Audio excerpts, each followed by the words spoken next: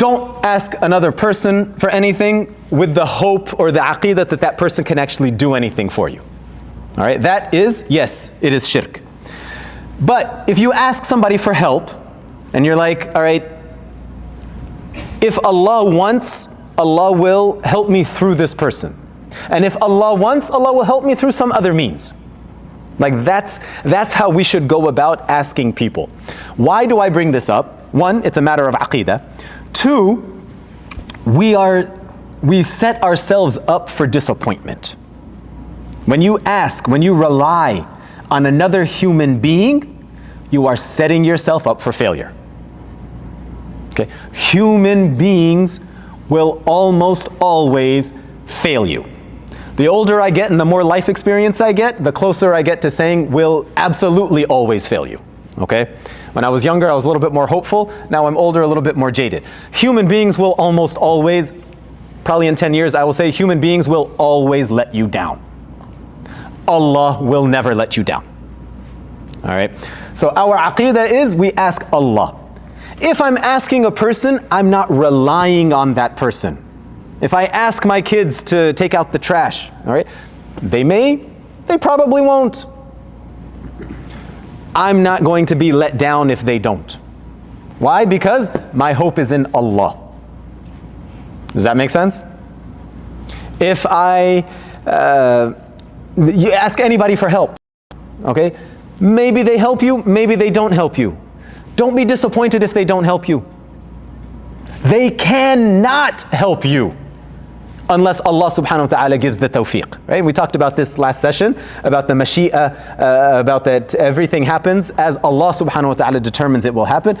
You have absolutely no control over it. Yes?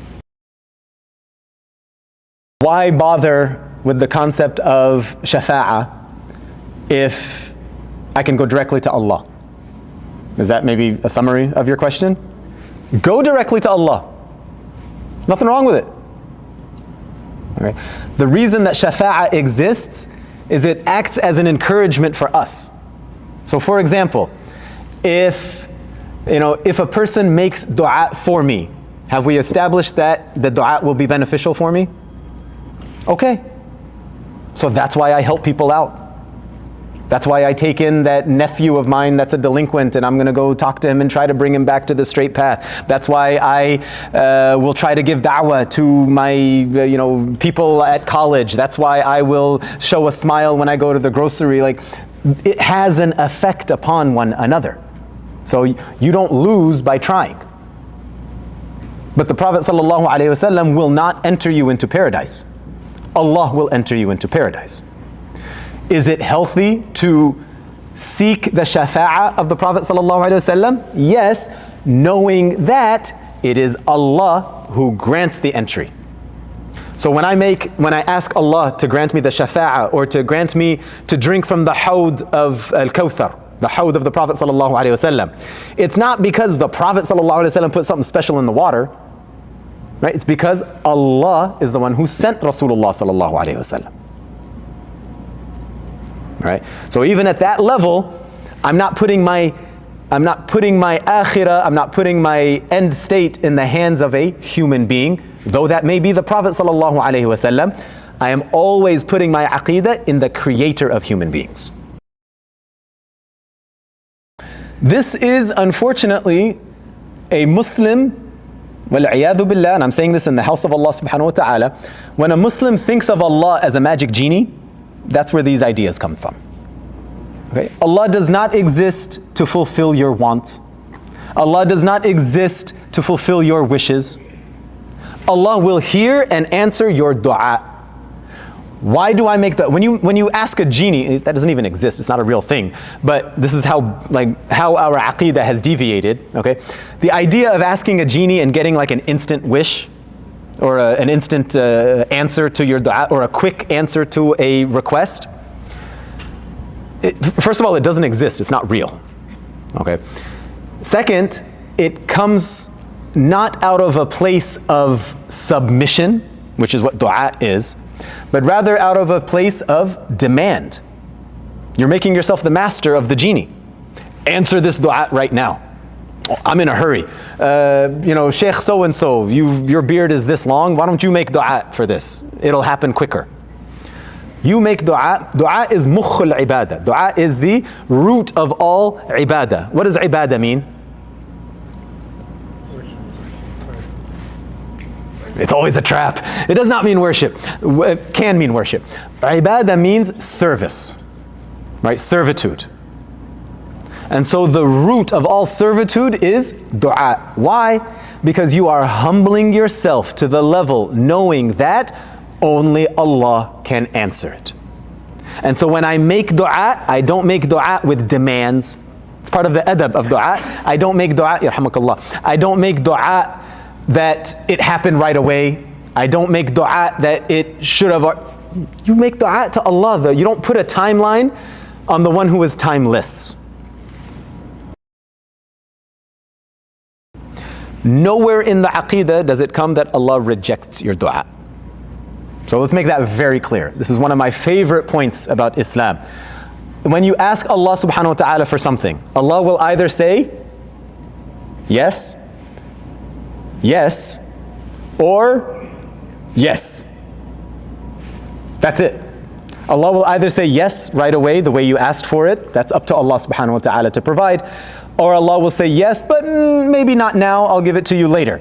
Or Allah will, it comes in the hadith, and I think I have it quoted here today, that it will come in a way that will remove some harm equivalent to the dua that you made. So there's no such thing as a rejected dua. When you ask Allah in a state of submission, Allah answers the dua. Think of the positive statement here. Oh yes. So what's the significance of certain times when a dua is more accepted, or like going for Hajj, or like asking your mother to like make dua? The significance of it is that there are times that Allah subhanahu wa ta'ala rewards you more. Okay? So dua, not necessarily that the dua will get answered faster if you make it like in the time between the adhan and the iqama, or that you make it on a certain day of the year, or that you make it on, it's not that. That's again thinking in our like aqidah, right? Submit the mind. Stop looking for wishes to be granted. Submit to Allah. Making dua is an act of service. Making dua is an ibadah. It's an act of worship, if we'll use that title. It's an act of worship. Acts of worship are rewarded. There are times where Allah subhanahu wa ta'ala, or our Prophet sallallahu alaihi wasallam, has shown us that certain deeds are rewarded at a higher compensation. So that's the way we should think of it. These are special times. The days of Dhul Hijjah. Make tons of dua. Does it mean your dua is going to get answered faster? Get that out of our minds, right? Stop with the magic genie idea. That's not how to operate with Allah subhanahu wa ta'ala. The other thing that we get from this is that, right, Allah allows us, and we had kind of talked on it with your point, that Allah allows us to speak directly to Allah. So this is the idea of using the qualities, the attributes, the sifat, the names of Allah subhanahu wa ta'ala to ask for certain things. Get it out of your mind. Asking Ar-Razzaq for a paycheck will not bring the paycheck faster. Okay? Ask Ar-Razzaq because you recognize that it is Allah who gives the rizq. So it's a means of submission. Okay? It's the names and attributes, the qualities that we have, like mashallah, the chandelier is full of them. You probably have like a little tablet on your house somewhere with them up. You probably have it as a background on your phone. Mashallah, great. We can use those to connect ourselves with Allah subhanahu wa ta'ala. But they're all Allah.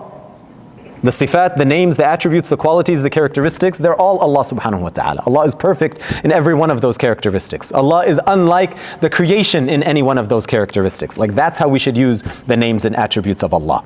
So asking Al-Jabbar for revenge, there's nothing wrong with it. It doesn't necessarily, like don't do it with the intention that revenge is going to come right now. You get it? Ask Allah using the names, knowing that Allah is the one who can bring revenge. I need forgiveness. Ya Ghaffar. Oh Allah, forgive me. You are the most forgiving. This is part of submission. There's a famous story, and I want us to give us a little different perspective. You guys like stories. There's a well-known hadith in Riyadh al-Salihin. You guys have probably heard it. There was a man from the Banu Israel who had killed 99 people. You guys heard this story? I love this story. Guy had killed 99 people. Something didn't sit right in his heart, so he went to the haram tablighi guy in his community who was not necessarily knowledgeable.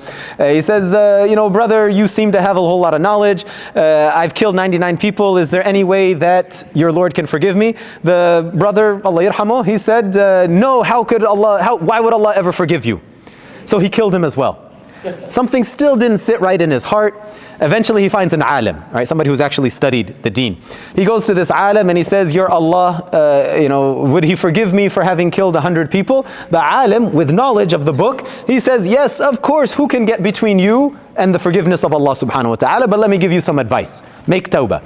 2, you need to change your environment. The situation that you're in, the place that you're living in right now, it's got some bad people, some bad memories. Everywhere you turn, you're going to remember, hey, that's where I killed that person, that's where I committed that crime, that's where I did this. The hadith refers to this individual as a mujrim, as the lowest of the low, criminalist of the most criminal. So he says, you got to get out of here in order to make your tawbah. Go to another city. There are people who will remind you of Allah. You'll get after this. You'll get out of this point in your life. So the hadith continues that the man made tawbah. He packed up his bags and he left the town. It comes in the hadith that as soon as he left his town, he died. And so the group of angels, that the angels of adhab, they came to claim his soul. Why? Because he killed 100 people. So the angels of adhab are coming for him. At the same time, the angels of rahmah, the angels of mercy, came to him as well. And they had an argument. Well, we're here for him. No, well, we're here for him. And so Allah subhanahu wa ta'ala, so they had to ask another angel. So another angel came and he settled the dispute. He gave them the commandment that if this person's body is closer to the city of sin, then angels of adhab, you take him. If this person's body is closer to the city of forgiveness, then the angels of mercy take him. The Prophet ﷺ interrupts the story to ask the Sahaba, which city did he die closer to? To the city of? To the city of sin. So which group of angels has right to take him? The angels of adhab. Allah subhanahu wa ta'ala on that day, and Rasulullah sallallahu alayhi wa sallam repeated this fact 3 times, Allah changed the dimensions of the earth. Allah changed the dimensions of the earth. Allah changed the dimensions of the earth so that this man's body would lie closer to the city of forgiveness. This mercy, the angels of mercy took his soul and he is in Jannah. Okay, we've heard this story before, right? It's a beautiful story. Alhamdulillah, it gives us much hope. Allah subhanahu wa ta'ala will answer our dua. Allah subhanahu wa ta'ala will accept our tawbah. One of the things that I like to point out about this hadith that maybe you haven't thought of is you notice that they couldn't ask Allah what the solution to their problem was. The angels, they didn't ask Allah what the solution to their problem was. Instead, we find in all the other creation, there's a chain of command. So they had to call middle management. They didn't go to Jibreel. Jibreel, we said, is the CEO of the angels. They couldn't go straight to Jibreel. Anybody that knows anything about chain of command, in the military, for example, if you're an officer and you have a commanding officer, and that person has a commanding officer, and that person has a commanding officer, if you have a complaint, it can go through 13 different stages before it ever gets to the general, or if it even ever gets to the commander-in-chief. Anyone along that line could easily squash your concern and say it's no big deal. Okay. If you're at the bottom rank, right, it could easily get squashed at any point. But what that means for all of the creation, including the angels, is that middle management has to settle their dispute. But for you and I, Allah gives us the honor to call upon Allah directly, whenever you want. We're like the spoiled brats of the creation of Allah.